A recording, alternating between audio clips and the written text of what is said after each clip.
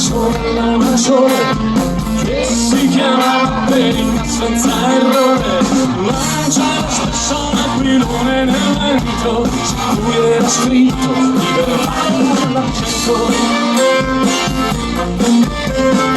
Le sorelle trascorrevano il tempo senza fermarsi mai neppure un momento, attente sempre a quell'aquilone senza sapere ragione.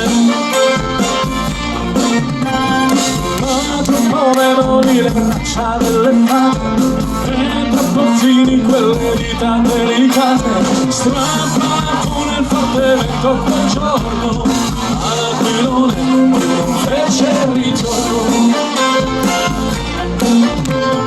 Quell'incidente cancellò la magia, le due sorelle separarono la via, tornando per il mondo a cercare le verità da pensare a sposare. La verità sposava col tempo, anche utopia fu invitata all'evento. Non ti sposare, resta libera che devi, guarda che le parole son semi. Che le parole son semi, hai ragione, ma per fiorire non è già la stagione. Tu matrimonio da petto ti peserà questa casa in quel letto. Mentre tutti andavano via allegranti, perché vedeva il futuro presente, verità sussurravo da mattino, stai confondendo desideri e destino.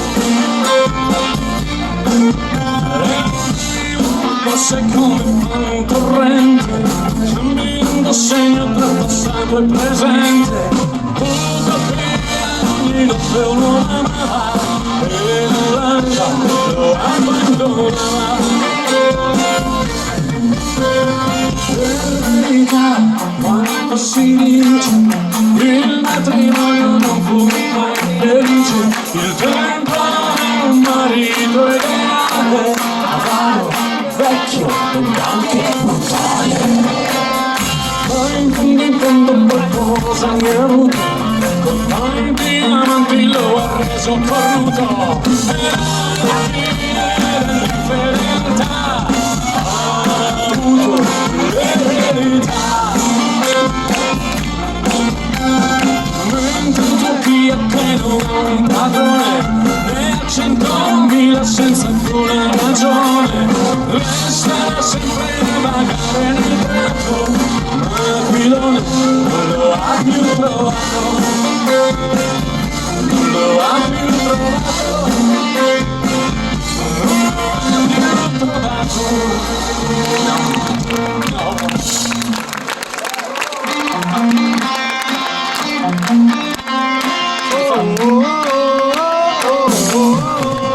Mentre utopia che non ha un padrone, ne ha 100.000 senza alcuna ragione, resterà sempre a vagare nel prato, l'aquilone non lo ha più trovato, non lo ha più trovato, non lo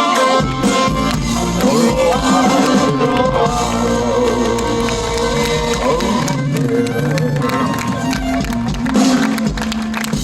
Come? Non ci parla il microfono.